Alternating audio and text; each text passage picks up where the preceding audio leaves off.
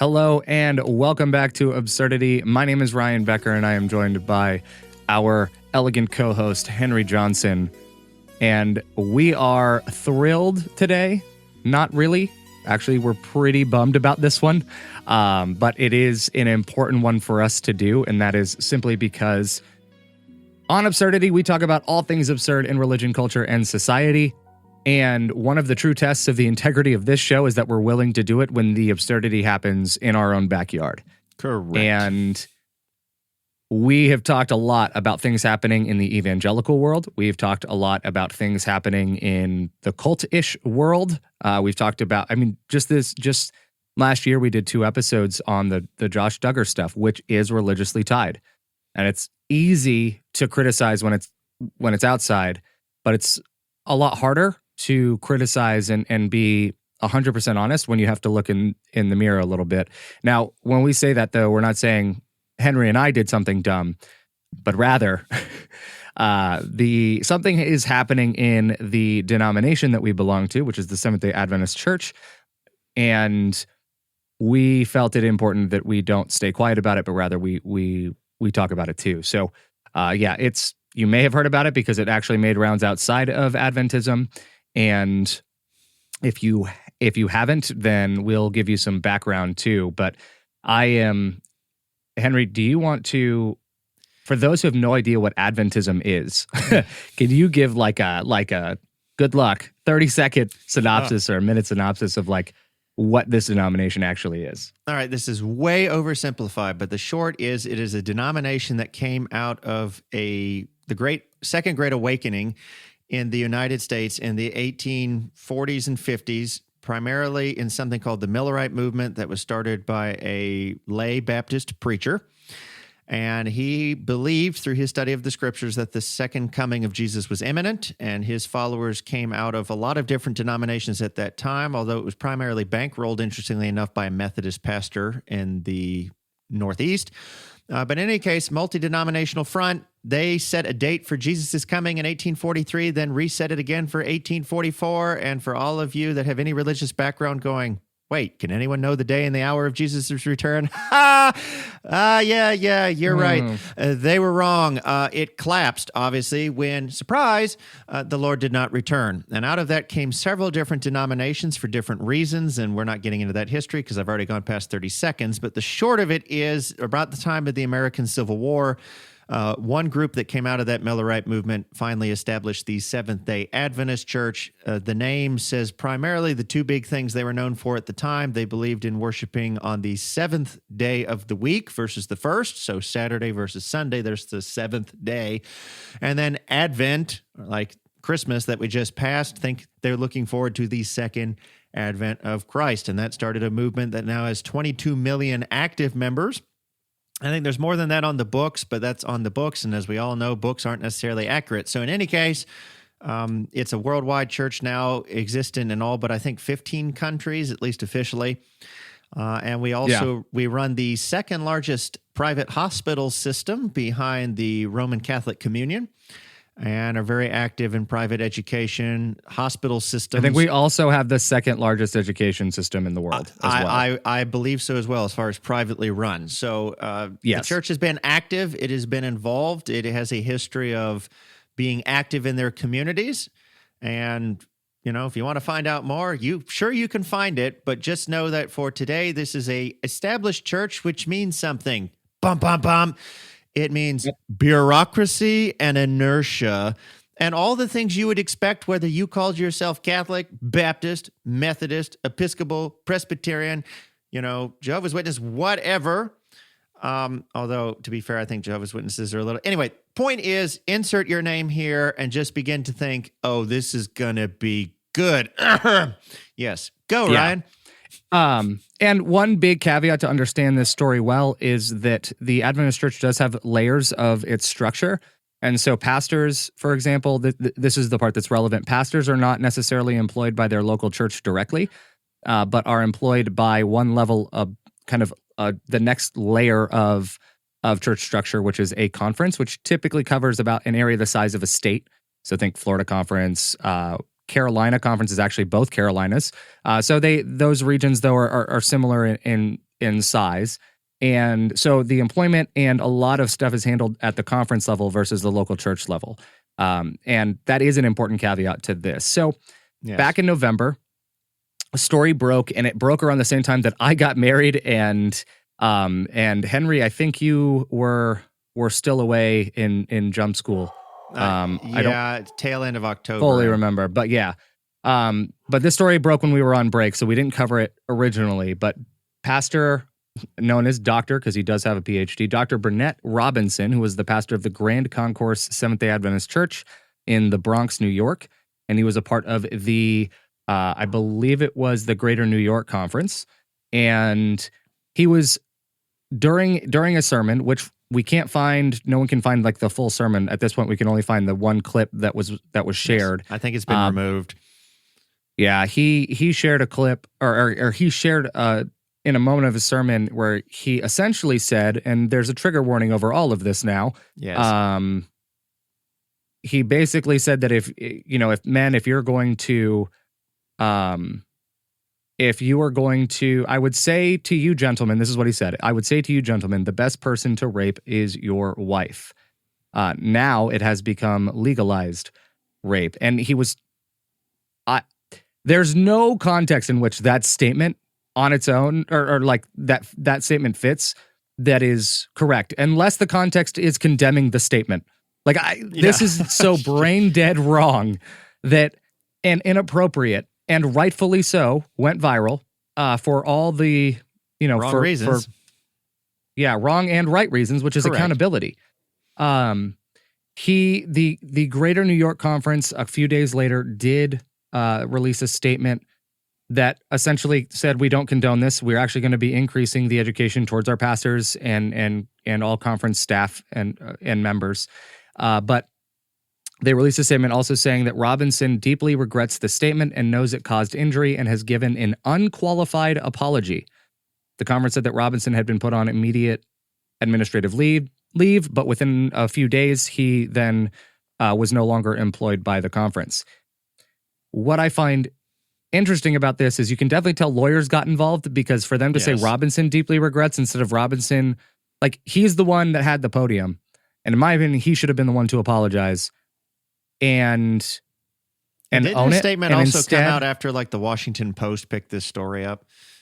Oh yeah, all of this happened after the video went viral. And there was one, the person who shared it is someone who is Dr. Sarah McDowell. Sarah McDowell. She is a licensed counselor and works a lot in abuse recovery. She's a survivor of abuse herself, and a huge advocate for abuse awareness, recognizing signs of abuse in your churches. And she does a lot of training as well as counseling.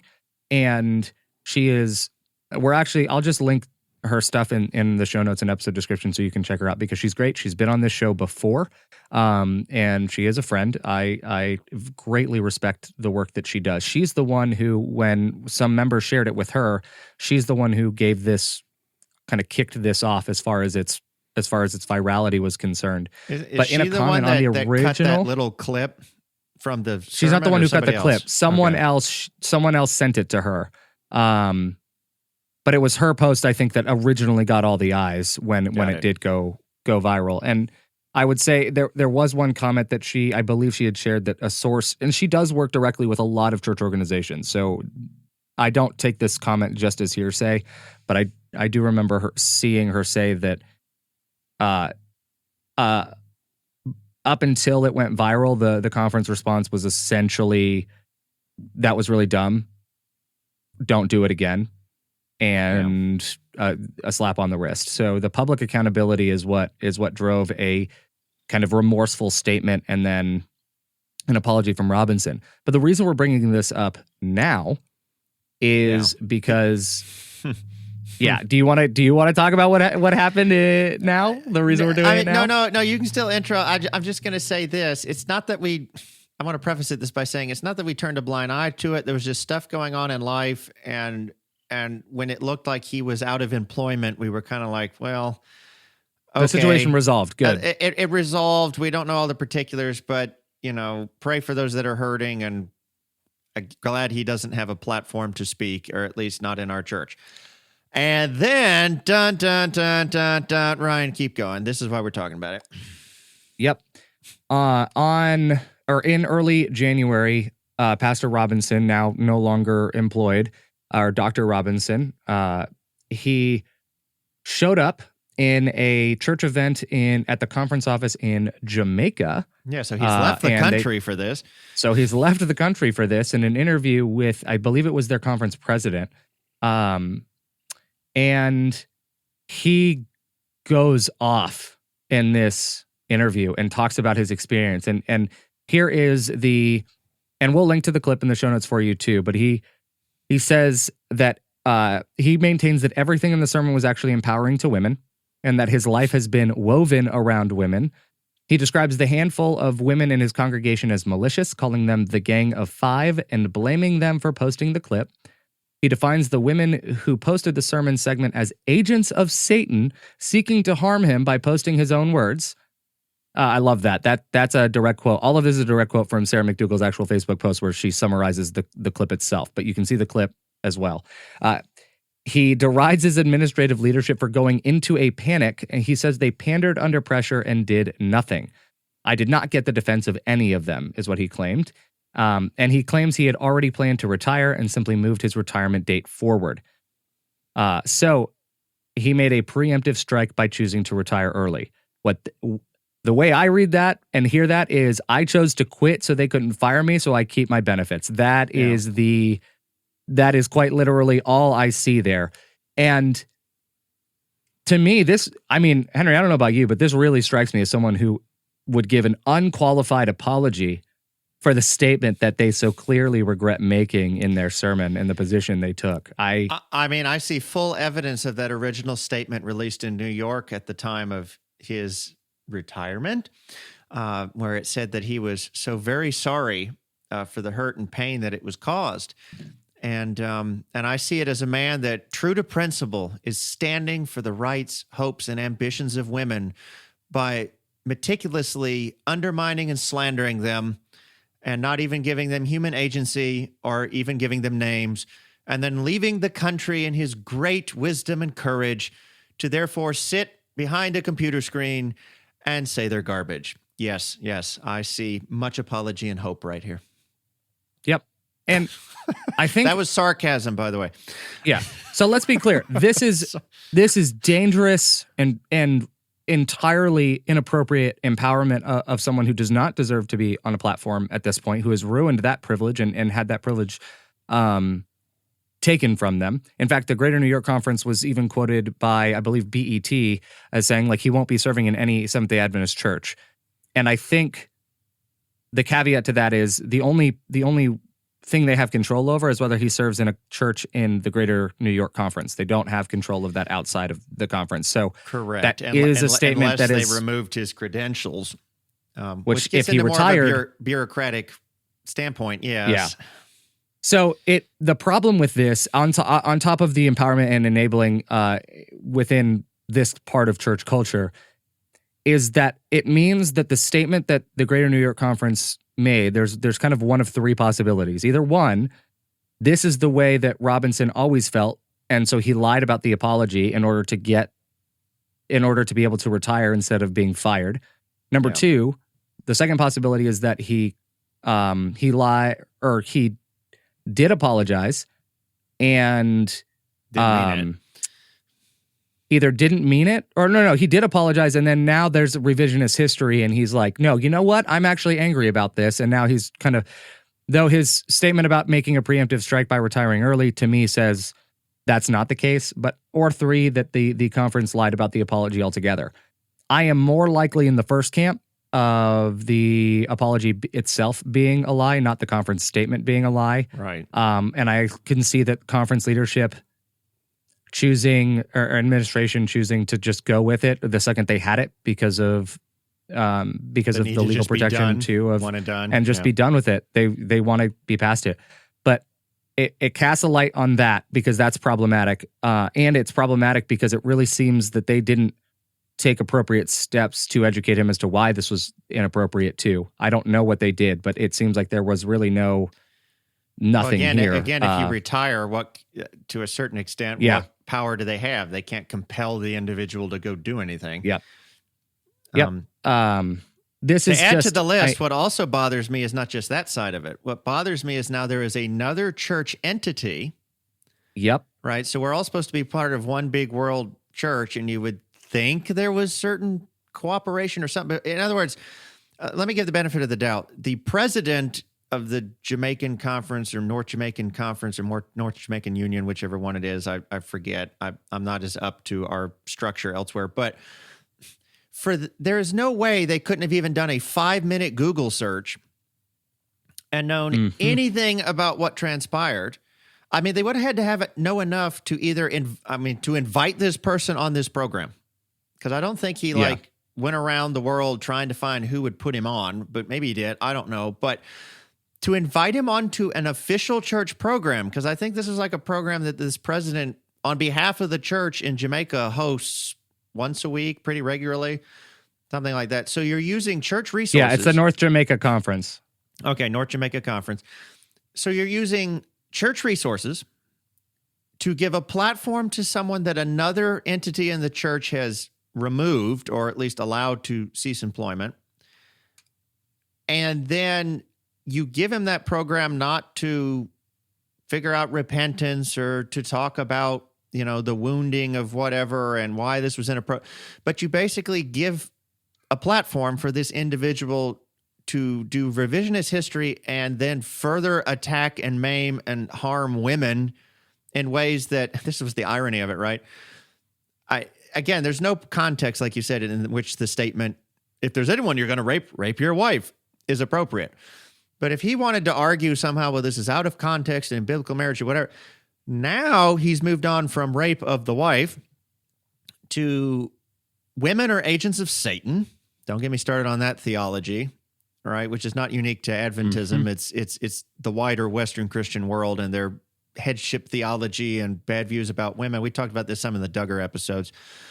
But you give him a platform that seemingly then is endorsed also by the president. You watch the clip and he seems only too supportive of everything coming out of this guy's mouth. It's not like the guy's saying this stuff and then the president's like, whoa, okay. No, we're done. No, he's just kind of like, whatever. This bugs me because so much, either about a breakdown in the bureaucratic system, a breakdown in the individuals in question. And again, I don't know them. It'd be really easy for me to go and be like, off with the North Jamaican Conference president's head, like he needs to quit. And that might be the clip somebody all of a sudden decides to cut out of this. But in context, my point is I don't know, but I do know on what planet is it right to offer the interview, with me not knowing everything, if once the interview starts, it's this guy giving all this drabble and gross slime, and then you not only air it, because I don't think it was live, or if it was, you leave it up. No, it was live. They do regular live streams. It's the live on Facebook. That's right. But you don't do anything to distance yourself from it. Don't do anything to counteract it and seemingly put the church's stamp of approval on it, which is not only undermining to the denomination as a whole. I think it's a disservice to the Greater New York Conference that got rid of him or allowed him to step down. So now we're like murdering each other on the same boat. And, I just, this is bad. It's just absolutely bad and unacceptable. I don't know what they were thinking, how anybody was thinking. If they have some sort of communications director, they were either on acid or not involved or whatever, because I don't know how they allow this to go online. And so far, I've heard nothing in response to this. This is why we wanted to talk about it. We're like, wait, what? You just platformed this guy? And everybody's like, oh, whatever. And that was the entire, which tells me that that's exactly what they intended to do. And I bet you, I'm actually scrolling through their Facebook right now to see if they have left it up, and can't fully tell if they have or not. But to me, this also speaks of the danger of how manipulative people can be when people are like he showed his true colors and he shows what he's willing to believe, and then he did it again on this platform, and yet there are still places that he's going to be able to go to be able to share what he believes and to spread toxicity in this way. And this is the exact kind of thing that contributes to ongoing abuse, harassment, silencing of women in our churches. It's the exact thing that keeps them in with a glass ceiling over their head of only being able to go so far and only be able to do, so much in the church. It perpetuates every single problematic part of a patriarchal church structure and church society. And it's disgusting on Burnett Robinson. Like that's like the easy part of this episode is condemning what he's said and done and what he's doing.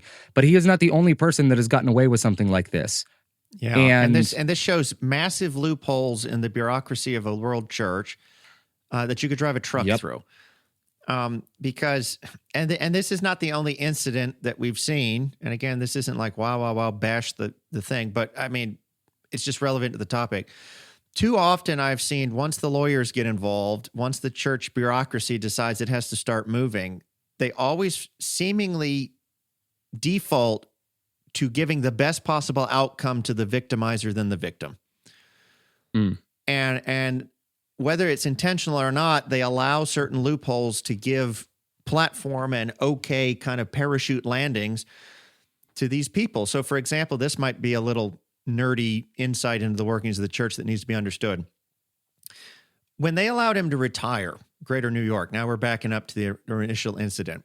The way our system is, you would think, okay, he retires, he gets his benefits. But there is one key benefit that's not considered retirement that he got to hold on to that I think impacts this, that's bugging me.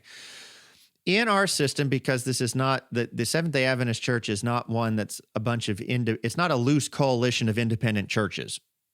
Okay, so say something like if you're in the Western world, you might, or in North America, you might be more noticeable of Southern Baptist kind of systems where the individual church runs basically everything and they just are loosely associated with the denomination for theological purposes and mission.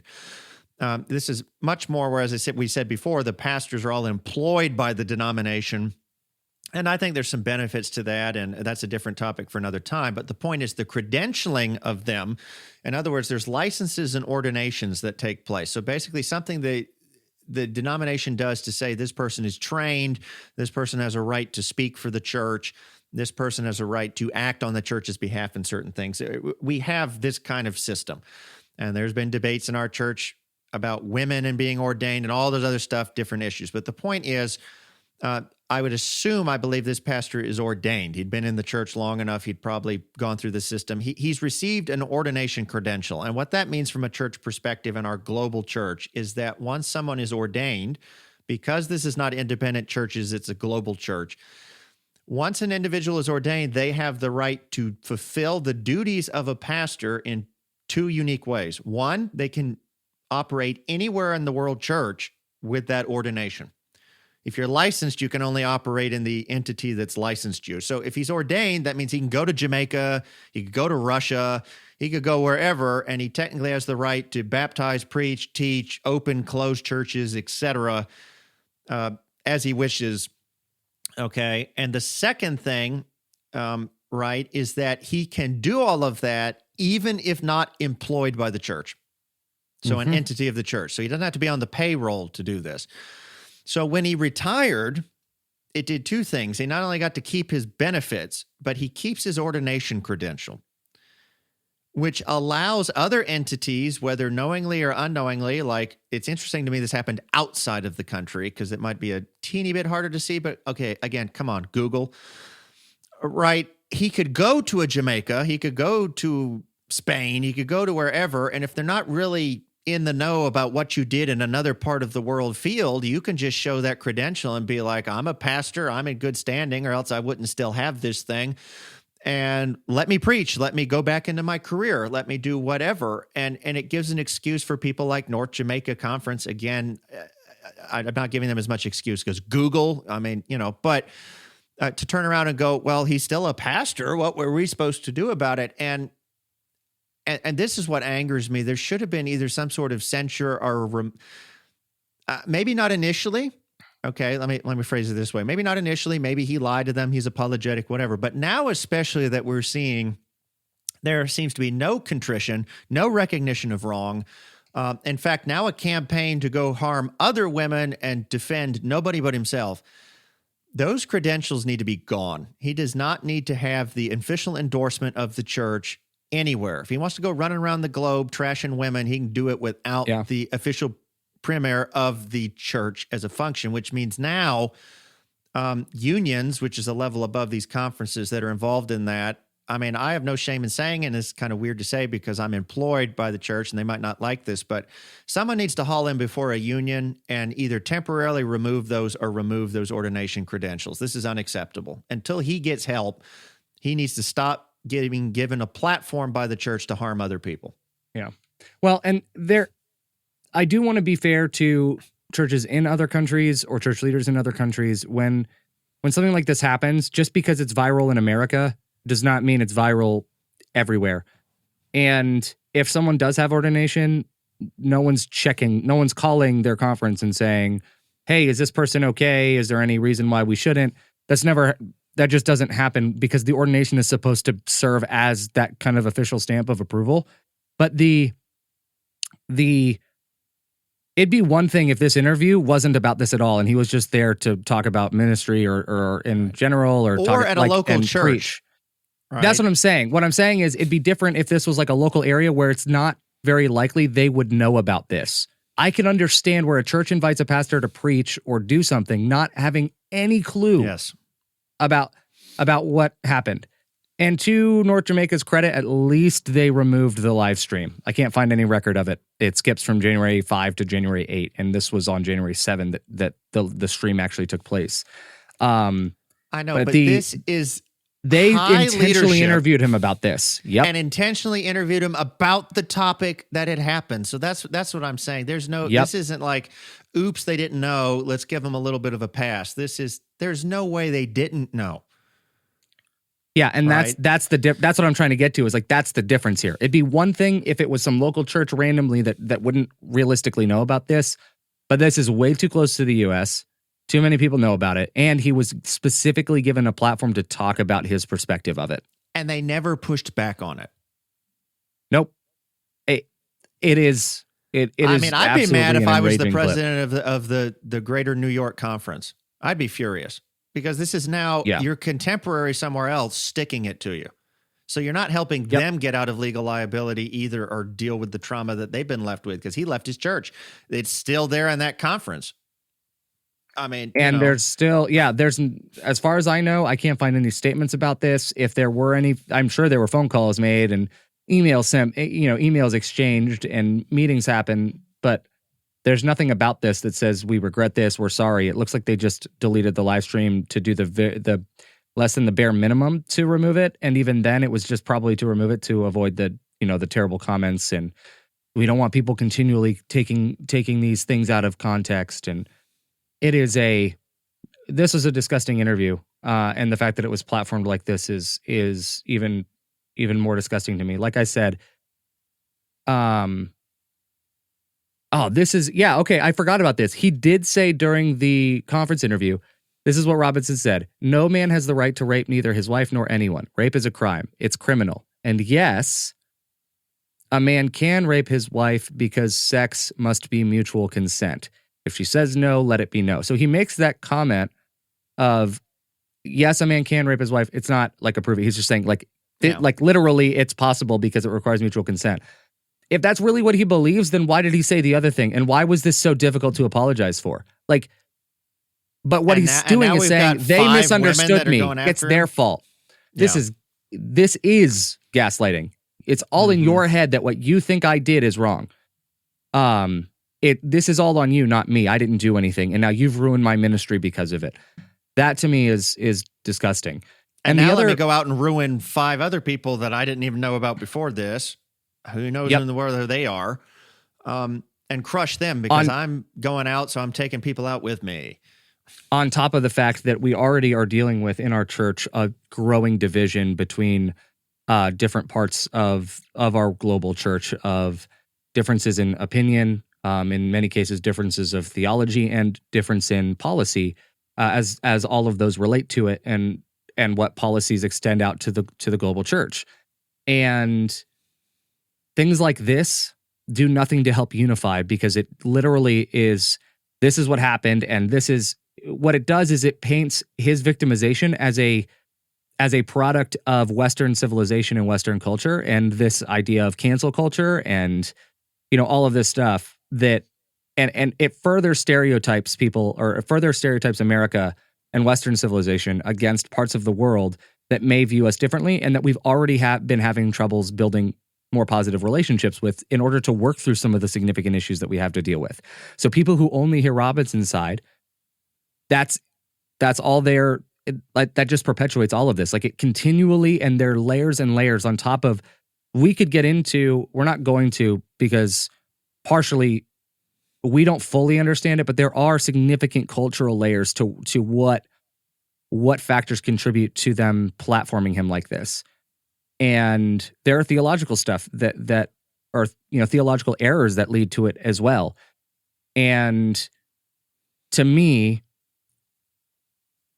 the thing that I struggle with in all of this is, I have a video on my YouTube channel that I posted a year and a half ago, I think. Yeah, it was about a little over a year ago, where I basically said, hey, Dave Ramsey is not someone that we should be endorsing or following, and read an article where he called minimum wage workers or low wage workers a $8 an hour twerps, on top of the other slew of things that he has done.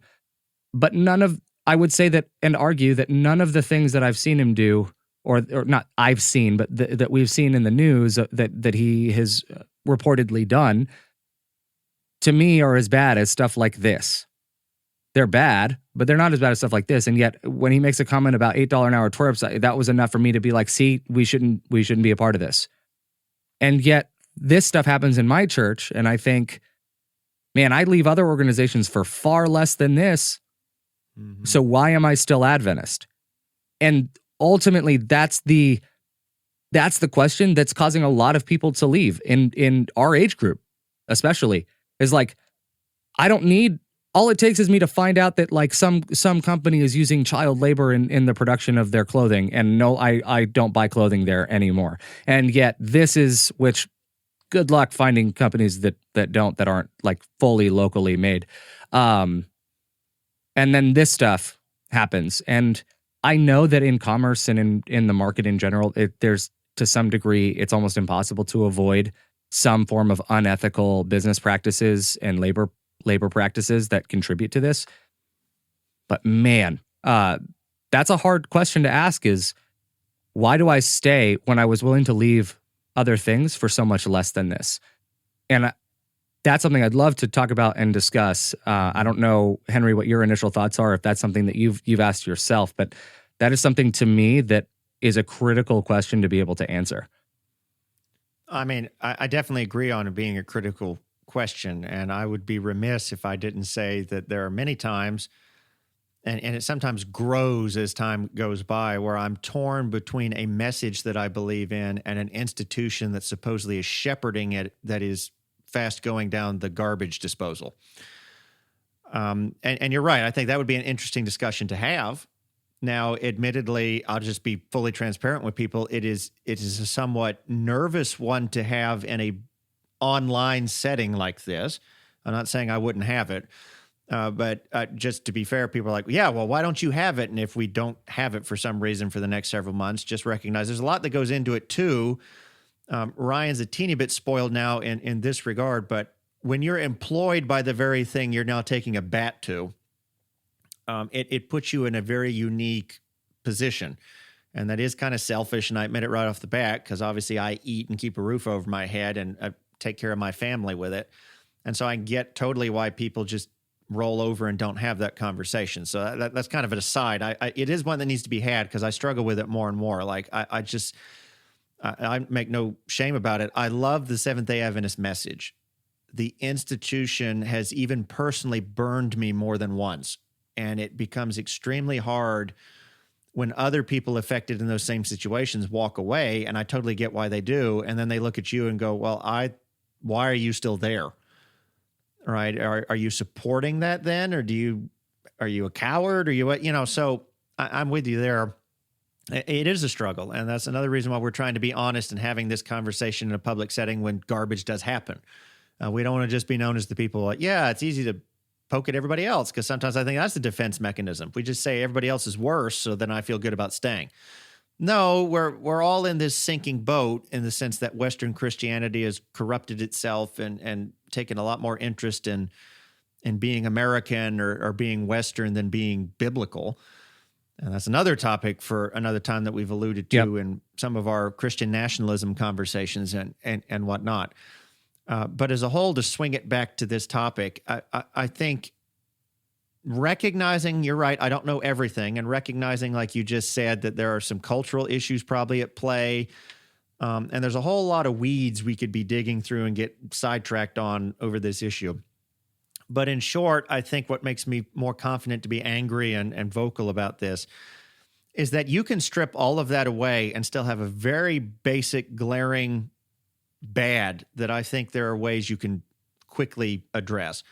The clear bad is, no matter why, whatever, one entity of the church in one country had someone cease being employed by it for things they did that were hurtful. The similar entity in another country then platforms this individual to specifically talk about the harm that was caused, and then seemingly endorses a revisionist, angry, further violating viewpoint on it, and there's just silence. Yeah. And to me, then on an administrative, bureaucratic level, this means something. This shows a lack of contrition. Maybe there was then, but I don't know if it was over consequences or whatever. But the point is, they're obviously not contrite now. They're obviously not living a gospel-centered way of addressing this in any sort of framework that the church would agree to theologically, no matter where it was. And now he is using privileges the church has given him ecclesiastically to seemingly accomplish this mission, which tells me, you're right, he doesn't work for the church anymore. I can't go in and like refire him, and I can't whatever, but there are certain things the church can still do. And I think one of those is remove his ordination, period. Or I mean, we don't really have a process for suspending it temporarily, but something he needs to, if nothing else, to protect our fellow brothers and sisters in the world church, like individual churches that may have no clue what happened and are going to give platform to this guy to seemingly possibly either hurt women there in his effort to hurt nameless women over here. The point is, I guess we can't trust these other entities to either invest in it or no, or that's a loophole that the bureaucrats need to fix. But at least in this particular case, letting him retire and keep his benefits didn't help anything. And I'm sure legally we can't go back and take his retirement, but the church has every right to ordain and credential who it will and who it won't. And I think now it's proven that until he gets help, he doesn't need to have the official endorsement of the church in retirement or in active employment. So deal with it. Yeah. Well, I agree with all of that. And even in response to my own question, the ultimate reason that I'm still a Seventh-day Adventist is because I believe it. Like that's just the bottom line it's because it's tied to my literal beliefs about God, his relationship to the world, and what that means. And so because of that, where else do I go? Right? Where else do I go that I can find community among people that believe similarly to me and do life together with them? And without going in out of bitterness, starting my own thing or trying to break off that way out of spite, because I don't want to build a community purely out of spite to the thing I left. But throughout my time, especially in working in youth ministry, which I'm no longer, as Henry alluded to, no longer actively pastoring, but I was employed by the church for a number of years, and I graduated from an Adventist university with a degree in theology with pastoral prep in mind. And when by the way, he didn't do anything wrong. That's not why he's not working for the church anymore. Correct. In light of his context, we should probably we should probably specify that. But in my time doing ministry, people have come to me saying, I live in this small town where this church is either a dying church or it's toxic. My family's gone here for years. It's toxic and it's hurting me. But there's this other church that I've seen that is, just a Baptist church or non-denominational or something, and they're like, great. It's a great church. I've gone once with friends and it's amazing, whatever. And I'm like, look. They end up torn. believing they need to stick it out here versus the other and what that tension is. And I'm like, look, if one is actively damaging your relationship with Jesus Christ and one is encouraging it, then I would rather Jesus protect your faith in one outside of the denomination than have it be destroyed by people inside.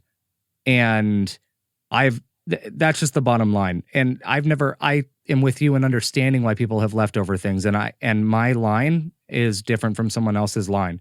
If someone has a history tied to marital rape and abuse, I can understand why they wouldn't want anything to do with a denomination where a pastor ordained by the denomination would say that.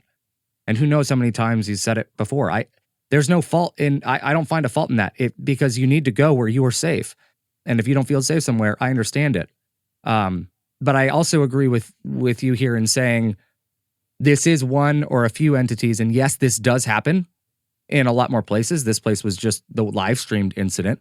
This happens in other churches for sure. Just look at the fall of quite literally any megachurch pastor and several pastors just in general. There's a pastor in Georgia that was just accused or arrested for false imprisonment for running false imprisonment for essentially kidnapping to be fair, and running he claimed to be a pastor and he wasn't, but yes. But that's just the bottom. You have it everywhere. Of every belief system, you have people who abuse their religion in order to feed their narcissism, feed their ego, and gain power over others. That's just the bottom line wherever you go. And you'll find it outside of belief systems too. The difference is that at that point, they're just using people and using what they know to manipulate people in order to do that. It's just the tools are different, but the person is the same. So to me, the reason I stay is ultimately I believe what I believe, and there's no other way, there's no other place I go that has that ultimate expression. And so and there are quite a few Adventists that go through their entire lives never having to interact with the system on a grand scale anyway, and everything is just fine. So I think that's important to keep in mind, and I think it's an interesting conversation to have, and I think this would be an open call to anyone who has had similar experiences or who's struggled with and wrestled with that question themselves. I would love to have them on and have you on and to talk about your experience and to listen and learn. I hope that Henry and I have demonstrated some form of attitude that is evidence that there's no condemnation from us one way or the other. I think we can be honest when we disagree and do so respectfully.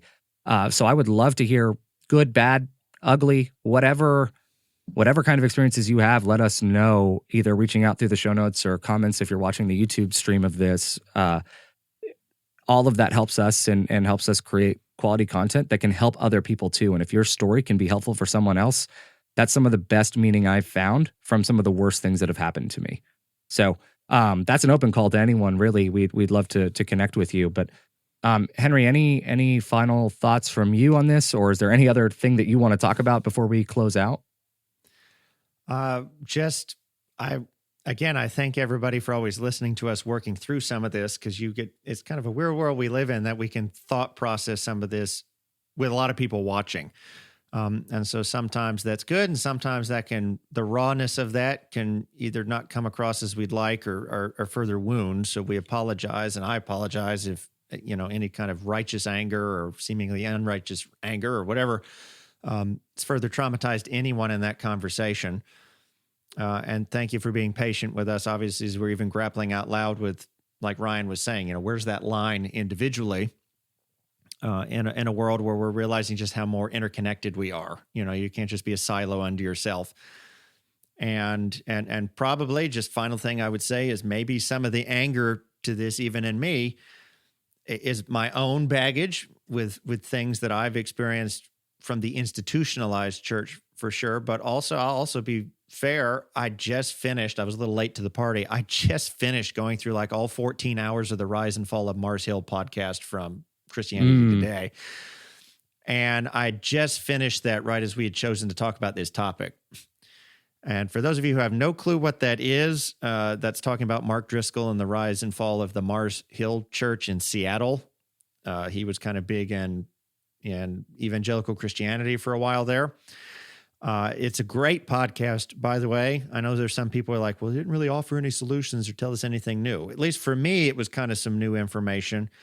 and it was helpful to me. I think it's worth hearing for sure. So go, they didn't ask for this. They're not paying us, but go check out Christianity Today's Rise and Fall of Mars Hill podcast, because I think it deals with some of the issues that maybe they kind of hint on this from another denominational perspective. This isn't me trying to deflect and be like, oh, look, it's not Adventist, so go look over there. But I'm just saying, I remember finishing that feeling kind of despondent and angry. And then we were like, oh, look what's happening in our own church. And I was like, really? So anyway, thank you for letting us kind of work through this and giving us a platform, because it wasn't fun.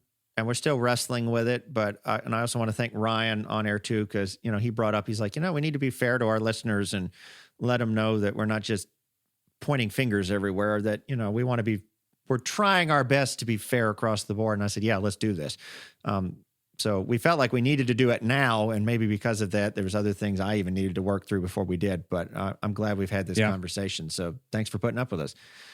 Yeah, absolutely. I will co-sign your recommendation for the Rise and Fall of Mars Hill. I think also the first 2 episodes give a great history and context for the rise of the megachurch movement in general, that I learned a lot in those steps. Mm-hmm. And Mark Driscoll is a great example of the fall of leadership that doesn't come from some specific catalyst of like one very obvious, blatant scandal, but rather is a lot of things that are a lot more obscure and harder to prove from a beyond a reasonable doubt, even though I know that's a legal thing. More damaging.